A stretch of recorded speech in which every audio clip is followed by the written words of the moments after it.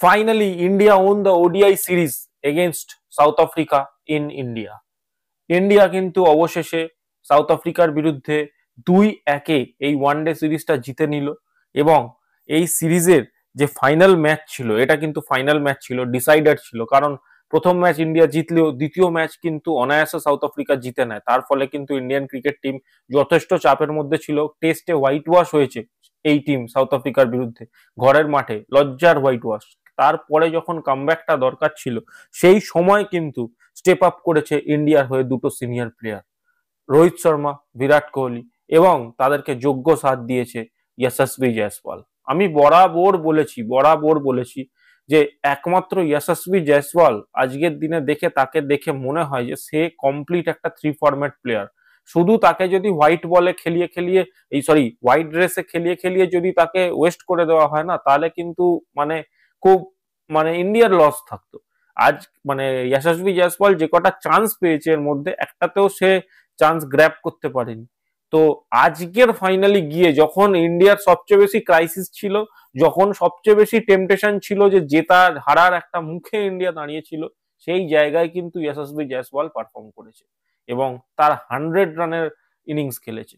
এবার আপনাকে বলি এই ম্যাচের পুরো যদি আমরা ওভারভিউটা বলি, ইন্ডিয়া টসে জেতে ফাইনালি আফটার এতগুলো ম্যাচ, সেই যে মনে পড়ে ওয়ার্ল্ড কাপ 2023-এর ফাইনাল টসে হেরেছিল, তারপর থেকে হারার সিলসিলা চলছিল। আজকে গিয়ে ফাইনালি ইন্ডিয়া টসে জেতে এবং বোলিং করার সিদ্ধান্ত নেয়। যে ধরনের পিচ খেলানো হচ্ছে এখানে সবাই বোলিংই নেবে, কারণ রাত্রেবেলা ডিউ পড়ছে, তার জন্য বোলিংটাই সবাই চুজ করবে।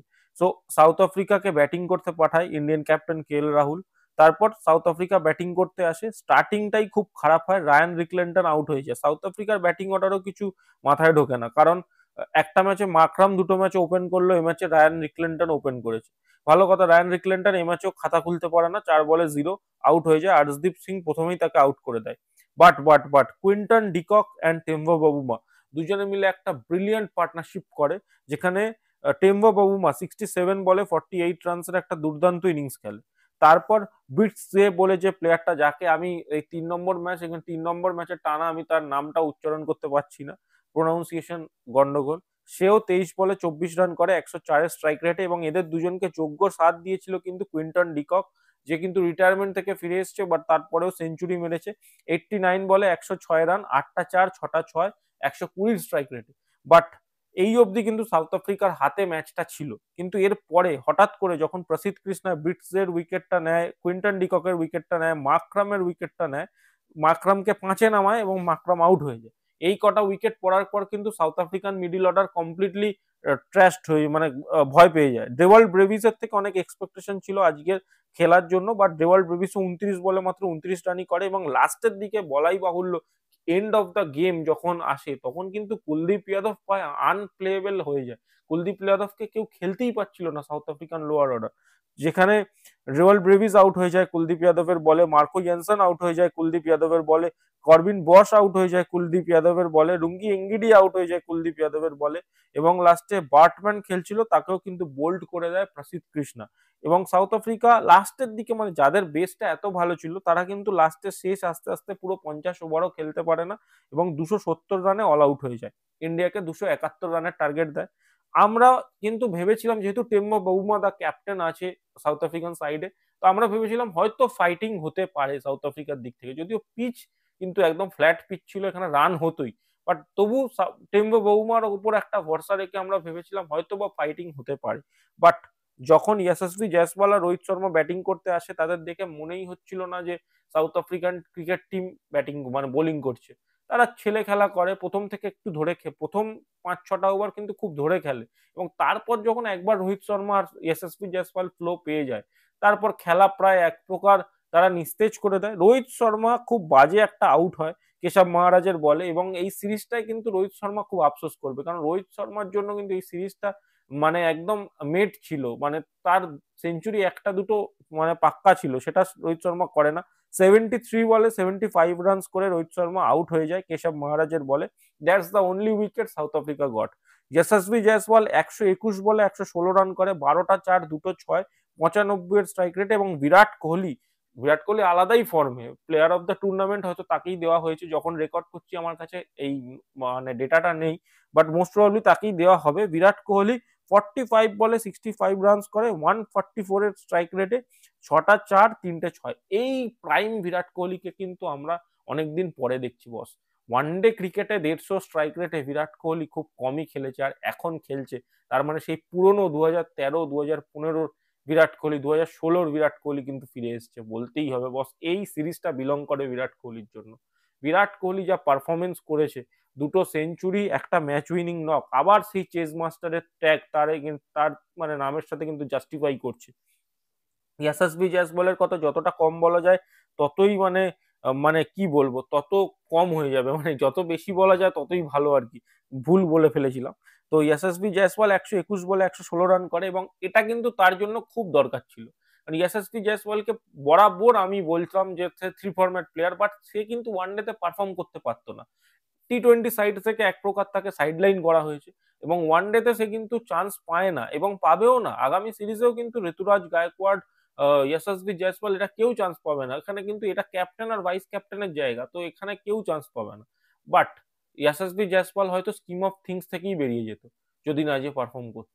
কারণ ইয়াশাসভি জয়সওয়াল ওয়ানডেতে খুব একটা ভালো তার রেকর্ড ছিল না, বাট আজকের ইয়াশাসভি জয়সওয়াল প্রথম থেকেই তার খেলার টেম্পারামেন্ট দেখেই মনে হয়েছিল যে সে আজকে বড় রান করবে।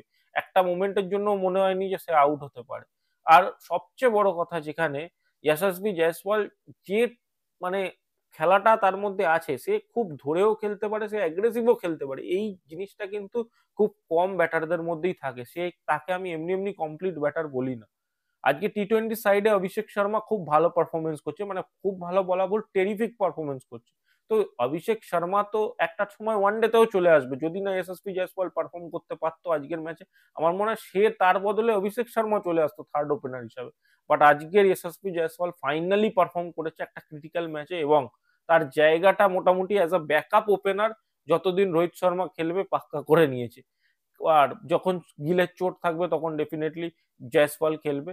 এই সিরিজটা কিন্তু বিলং করে কিছু কিছু প্লেয়ারদের ওপর। যশস্বী জয়সওয়াল এবং ঋতুরাজ গায়কোয়াড়, তারা কিন্তু সেঞ্চুরি মেরে নিজেদের একটা ব্যাকআপ পজিশন কিন্তু ফিক্সড করতে পেরেছে আমি বলতেই পারি, কারণ তারা কোনোদিনই ফার্স্ট প্লেইং ইলেভেনে জায়গা পাবে না।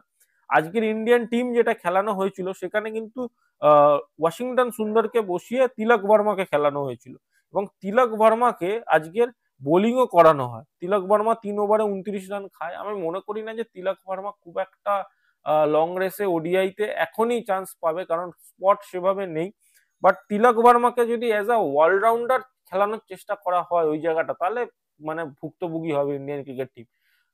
এই জায়গাটা যেখানে তিলক ভার্মাকে খেলানো হচ্ছিল, ওয়াশিংটন সুন্দরকে খেলানো হচ্ছিল, এইখানে একদম ভালো পারফরমেন্স করে নিজের জায়গাটা পাক্কা করেছিল অক্ষর প্যাটেল। বাট তারপরে কেন তাকে ড্রপ করা হয়েছে, এই প্রশ্নটা ইন্ডিয়ান ক্রিকেট টিমের ম্যানেজমেন্টই দিতে পারে।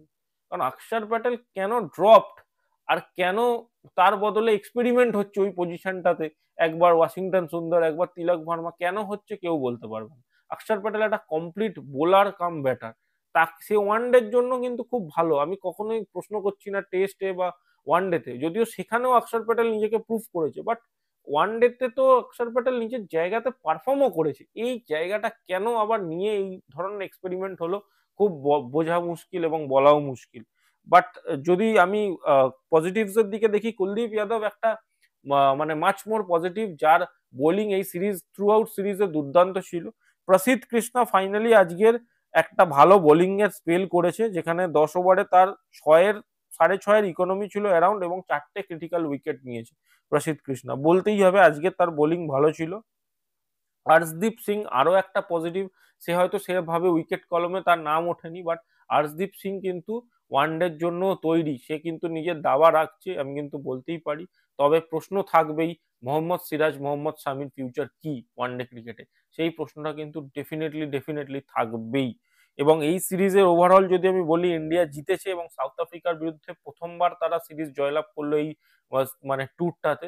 সাউথ আফ্রিকা কিন্তু টেস্টে 2-0 হারিয়ে দিয়েছে, এবং ওয়ানডেতে ইন্ডিয়া 2-1 জিতে গেছে। তো এবার টি-20 সিরিজ হবে ডিসাইডার, কারা মোরাল ভ্যালু নিয়ে জিতে পারে এই টুরটার পরে। ইন্ডিয়া কি হোম সিরিজে দুটো সিরিজ জিতে পজিটিভে থাকে, না সাউথ আফ্রিকা টেস্ট এবং টি-20 জিতে পজিটিভ থাকে, সেটা কিন্তু দেখবার বিষয় হবে। আপনাদের কেমন লাগলো ভিডিওটা ডেফিনেটলি কমেন্ট করে জানান। কি মনে হলো সিরিজের পজিটিভস নেগেটিভস সেটাও ডেফিনেটলি কমেন্ট করে জানাবেন। ভিডিওটা ভালো লাগলে লাইক করবেন, শেয়ার করবেন এবং বন্ধুদের সাথে শেয়ার করে দেবেন, এবং চ্যানেলে নতুন হয়ে থাকলে চ্যানেলটাকে ডেফিনেটলি সাবস্ক্রাইব করে দেবেন। এই বলে আমি ভিডিওটা শেষ করছি। ধন্যবাদ।